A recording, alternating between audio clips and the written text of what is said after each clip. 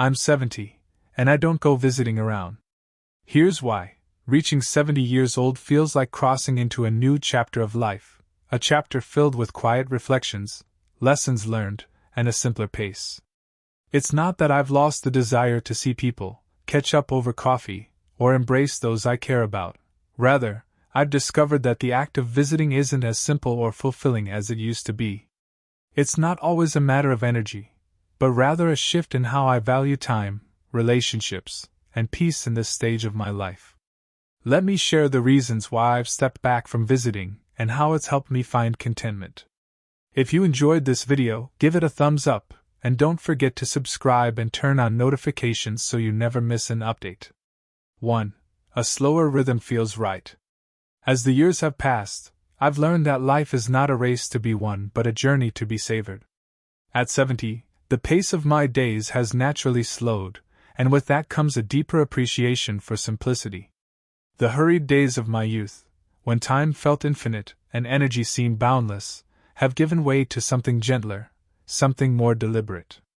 I no longer wake up with a checklist of things to accomplish or places to go. Instead, I begin my mornings by sitting quietly with my coffee, watching the sunlight filter through the trees outside my window. There's a profound beauty in the stillness, one I never fully noticed before. In these quiet moments, I've discovered that slowing down isn't just a necessity of aging, it's a gift. Visiting others, once a routine part of my life, now feels like stepping into a rhythm that no longer matches my own. It's not that I don't enjoy the company of family and friends, I do deeply, but the preparation, the effort, and the energy it takes to maintain a social routine feel at odds with the pace I've come to embrace. Life at this stage isn't about cramming as much as I can into each day, it's about finding meaning in the time I have. When I was younger, I felt an obligation to show up and be present for every birthday dinner or casual coffee. I wanted to be seen, to connect, to be a part of something bigger than myself. But now I find that the connections I cherish most don't require my physical presence so often. A heartfelt phone call or a thoughtful letter carries as much weight as a visit, sometimes even more. These quieter forms of connection allow me to stay close to the people I love without disrupting the peaceful rhythm of my days. There's also a certain peace that comes with no longer rushing from one place to another. I've learned that life's most precious moments often happen in stillness. The way the light shifts as the day moves on, the sound of the wind through the trees, or the soft hum of familiar surroundings. These are the moments I would miss if I were constantly moving and constantly doing. I've come to understand that visiting others, while joyful, can sometimes feel like stepping back into a busier, more demanding world. It's a world where schedules have to be aligned, conversations flow quickly, and the space to simply be is rare. At 70, I no longer feel the need to keep up with that pace. Instead, I choose to remain where life feels steady and calm. There's a kind of wisdom that comes with aging, a knowing that not every invitation must be accepted and not every moment needs to be filled with activity. I've let go of the guilt that used to accompany declining visits. It's not about being unkind or disinterested, it's about honoring my own limits and choosing a life that feels authentic to me. This isn't a withdrawal from the world, it's an intentional decision to engage with it on my own terms. Sometimes, when I look back, I realize how much of life I spent chasing time, always rushing to the next thing, always feeling like there wasn't enough. But now I've learned to treasure the present. By embracing a slower rhythm, I've discovered that time expands in the quiet moments. There's no urgency, no need to be anywhere but here.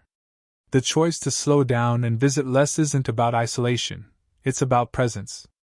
It's about being fully here, fully alive in the spaces I've created for myself.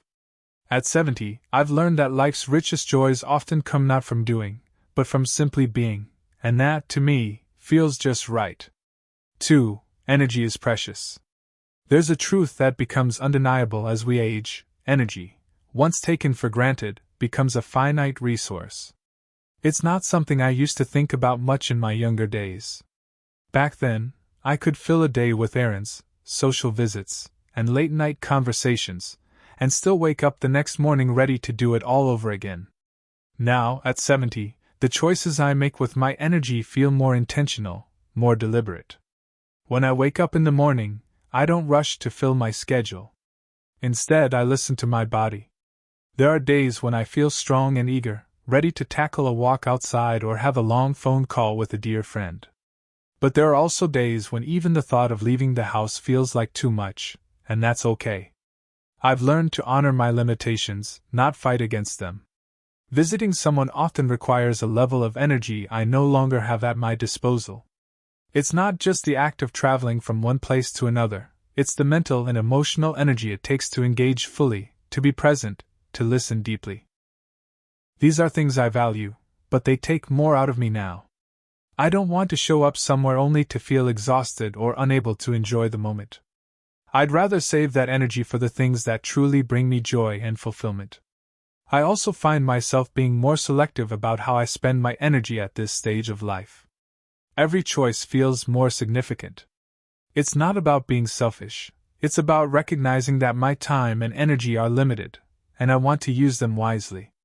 Instead of scattering my attention across countless interactions, I've chosen to focus on the relationships and activities that matter most to me. That might mean a heartfelt phone call with a grandchild or spending an afternoon lost in a good book, things that replenish me rather than drain me. There's a beauty in this kind of mindfulness. By being intentional with my energy, I've discovered a deeper sense of peace and contentment. I no longer feel the need to be everything to everyone. Instead, I focus on being fully present in the moments and connections I choose. And that, to me, feels like the best use of my energy. 3. Modern social expectations feel different. The way people socialize today is not what it used to be. I often find myself reminiscing about the days when visiting was simple. Back then, there was an unspoken understanding. You didn't need an invitation to stop by. You showed up at someone's door, maybe with a plate of cookies or just a warm smile, and they welcomed you in without hesitation. It wasn't about appearances or formality. It was about connection. Now, visiting feels different. It's no longer spontaneous. It's planned, scheduled, and at times even rehearsed. There's an expectation to make everything look perfect: a tidy home, a prepared meal, the right clothes. These little pressures may seem small to some, but to me, they take away from the joy of the visit. I don't want to feel like I have to perform when I see the people I care about. I want to feel comfortable, authentic, and at ease. Social gatherings, too, have changed. Conversations seem faster, more surface level, as if everyone is trying to fit their stories into a limited amount of time. There's less space for the deep, meaningful exchanges I crave. It's not anyone's fault, it's just the way the world has shifted. But it makes me yearn for the simplicity of the past when time felt slower, and connections felt more genuine. I've also noticed that many homes today aren't designed for people like me. Stairs that are difficult to navigate, chairs that are too low and loud, bustling environments can make visiting more challenging than it used to be. I often find myself worrying about whether I'll be comfortable, whether I'll be able to hear well in a noisy room, or whether I'll feel out of place. These little worries can overshadow the joy of the visit itself. This isn't to say that I don't value connection. I do deeply. But I've started to find new ways to connect that feel more aligned with where I am in life. A handwritten letter, a thoughtful phone call, or even a video chat allows me to stay close to the people I care about without the added stress of today's social norms.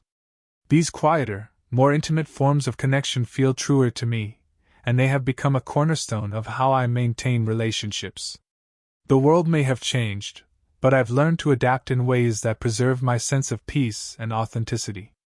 I've let go of the need to keep up with modern expectations and instead focus on creating connections that feel meaningful and real.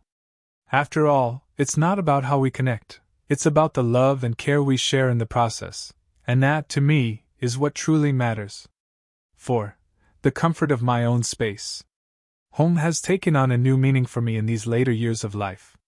It's no longer just a place where I live, it's where I find solace, familiarity, and peace. Over time, I've come to understand that no matter how warm or welcoming someone else's space may be, it can never quite replace the comfort of my own. My home is a reflection of who I am, each corner filled with memories, each object tied to a story. When I sit in my favorite chair by the window with the soft light streaming in, I feel grounded. It's not just a piece of furniture, it's a space that holds me in ways no other place can.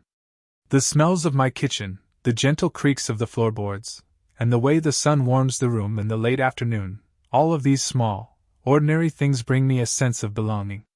I don't have to adjust myself to fit in here. My home fits me. The idea of leaving this sanctuary to visit someone else, as much as I might love them, feels more daunting now than it did before. Their home might be lovely, but it's unfamiliar. Will their chairs be comfortable? Will I have to navigate stairs or awkward spaces? These questions linger in my mind more than they used to, and the prospect of stepping out of my comfort zone sometimes outweighs the joy of the visit itself. It's not that I don't care about others, it's that my home has become my retreat, a place where I can fully relax and be myself. The world outside feels busy, noisy, and unpredictable, but within these walls, I find peace. It's a kind of contentment that's hard to explain but easy to feel when you're here. My home is where I'm happiest, and I've learned to honor that. 5. Physical challenges. As much as I like to ignore it, my body doesn't move with the same ease it once did. I feel it in my knees when I climb stairs, in my back when I sit too long, and in the way I tire more quickly than I used to. These changes are subtle at first, but over time, they shape how I live my life. They make me think twice about the things I used to do without hesitation, like visiting friends or traveling across town. Every outing now feels like it comes with a checklist. Do I have enough energy for this? Will I have to sit for long periods? Will I be able to navigate their home without feeling pain or discomfort? These aren't just minor considerations.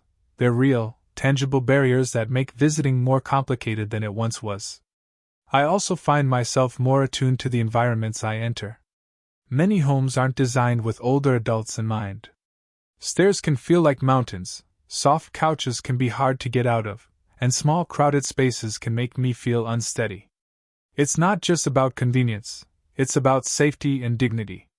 I don't want to feel like a burden, constantly asking for help or accommodations, and so, more often than not, I choose the path of least resistance, staying home. It's not always easy to accept these limitations. There's a part of me that still feels young, that wants to move freely and do all the things I once did. But I've learned to be gentle with myself, to acknowledge that my body is doing its best, even if it's not as strong or agile as it once was. By accepting these changes, I've found new ways to live fully within the bounds of what I can do. Staying home doesn't mean giving up on relationships or experiences. It just means approaching them differently. I've come to appreciate the small gestures that make life beautiful.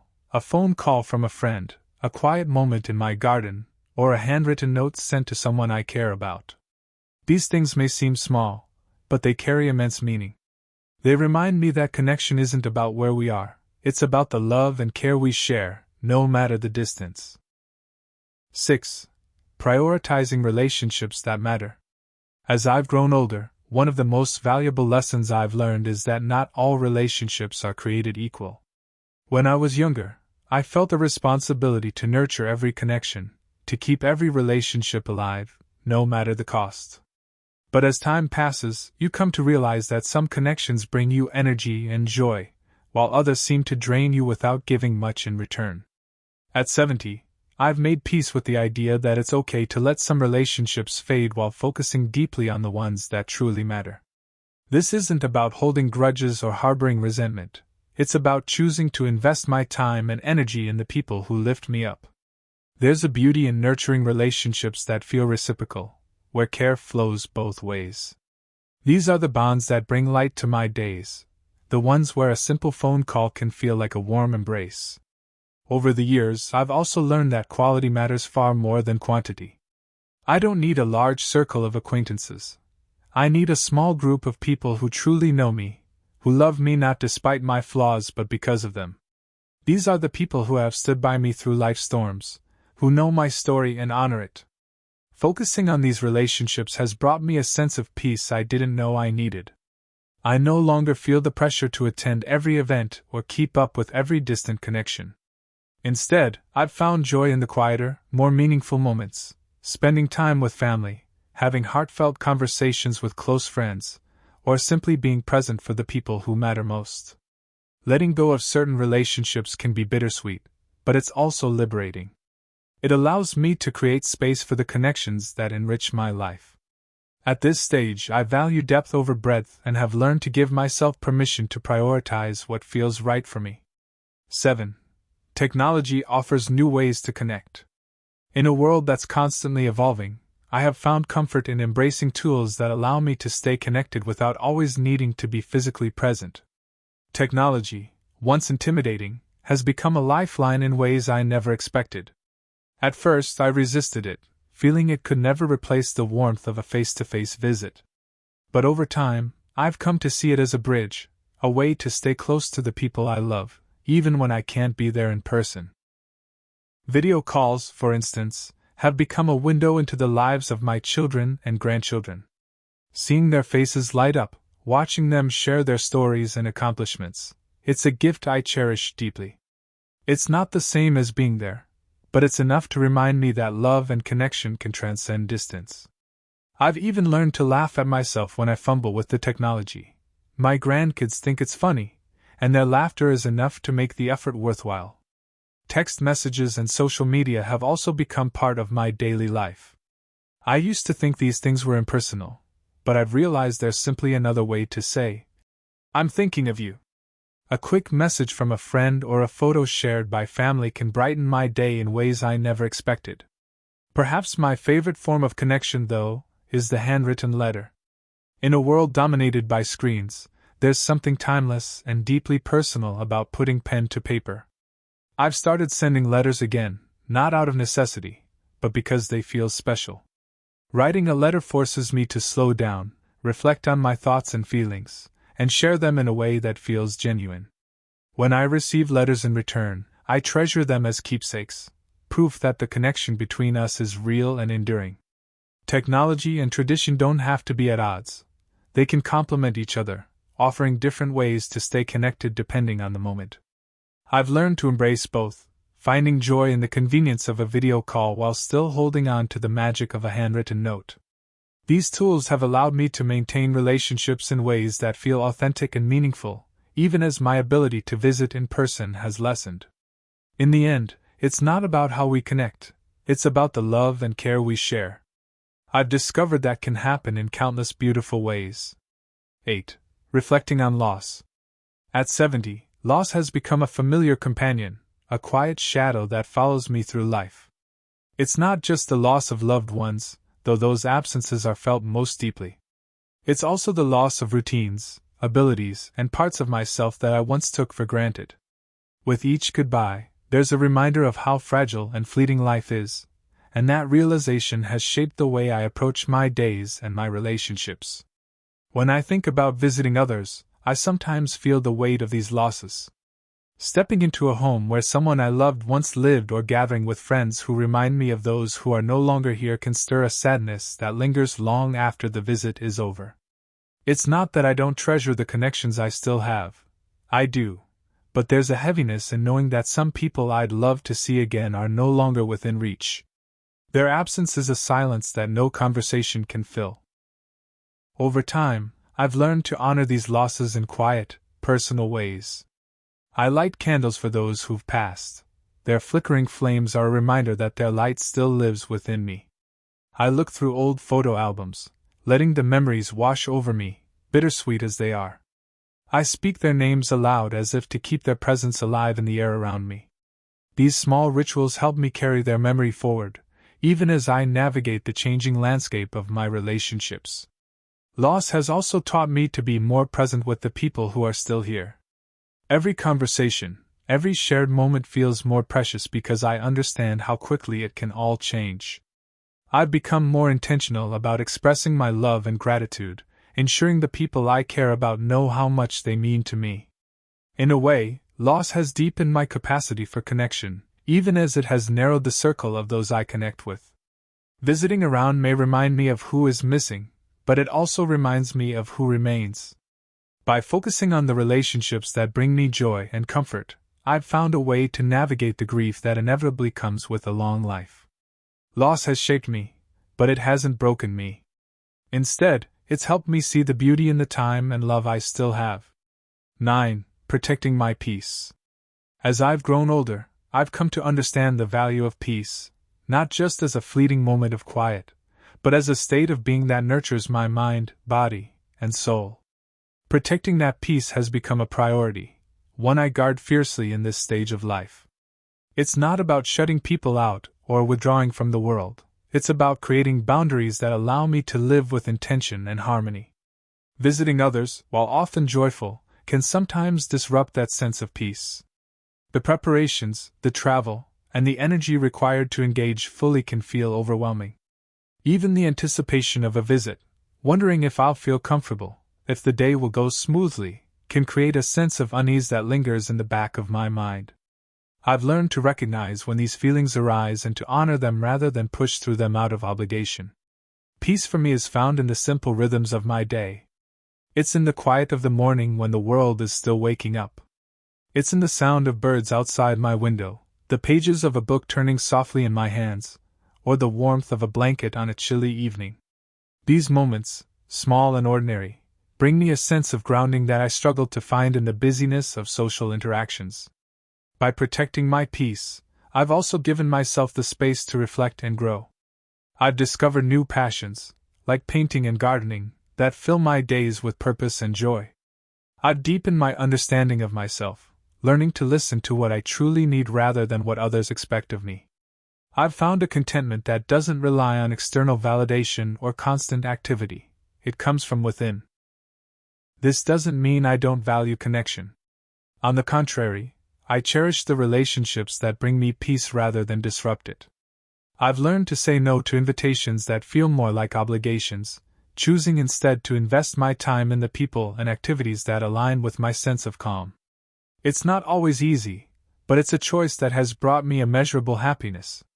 In protecting my peace, I've found a way to navigate the complexities of aging with grace.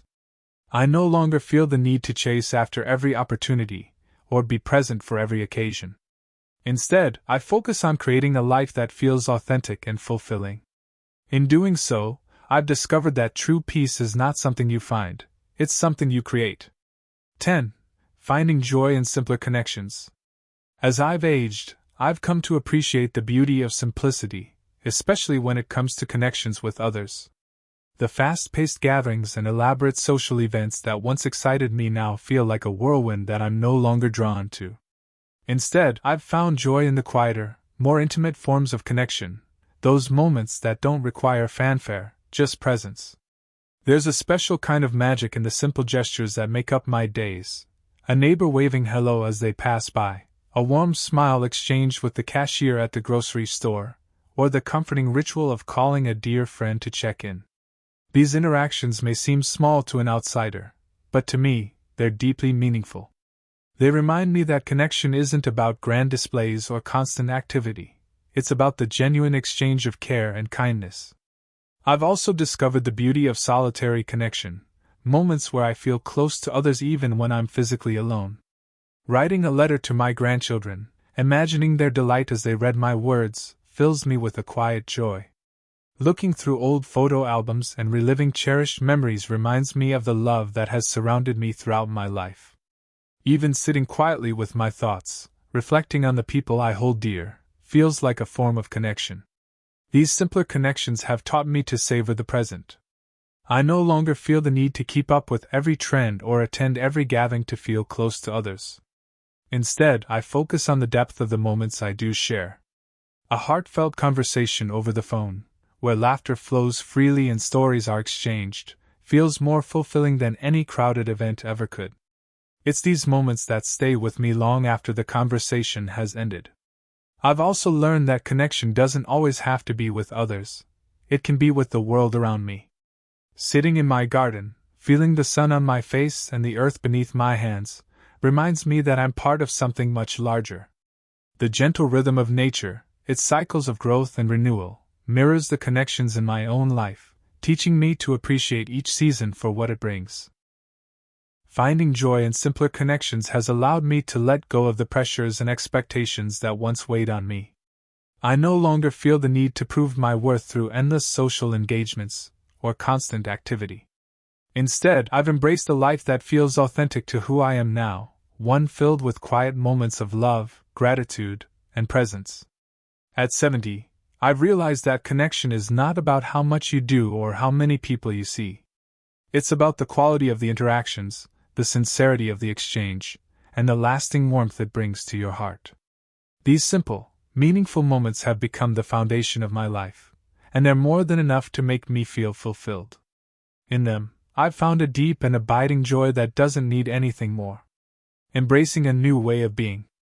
As I sit and reflect on why I've stepped back from visiting around, I realize it's not about withdrawing from the world or the people I love. It's about honoring this stage of life and the wisdom it brings. At 70, I've come to understand what truly matters: the depth of my relationships, the beauty of a slower pace, and the peace that comes from living authentically. I no longer feel the need to fill my days with constant activity or endless social obligations. Instead, I choose to focus on the moments and connections that nourish my soul. Whether it's a heartfelt phone call, a handwritten letter, or the quiet comfort of my own home, these are the things that bring me joy and fulfillment. Life at this stage is about embracing simplicity, cherishing the present, and finding contentment in the small, meaningful moments. For those who wonder why I no longer go visiting around, this is my answer. I'm not distancing myself from life. I'm living it in a way that feels truest to me. In this way of being, I've found a profound peace, a life filled not with noise or busyness, but with purpose, love, and gratitude. This, I've come to realize, is more than enough. These lessons are meant to inspire you to live fully and authentically. Now I'd love to hear from you. Take a moment to reflect and share one thing you've learned and plan to apply in your own life. Let's support each other on this journey toward embracing these truths. If you enjoyed this video, please leave a comment with 1. If not, feel free to comment with 0. Your feedback means a lot to us. Don't forget to like, share, and subscribe to our YouTube channel for more content like this. Thank you for watching, and here's to living life on your own terms.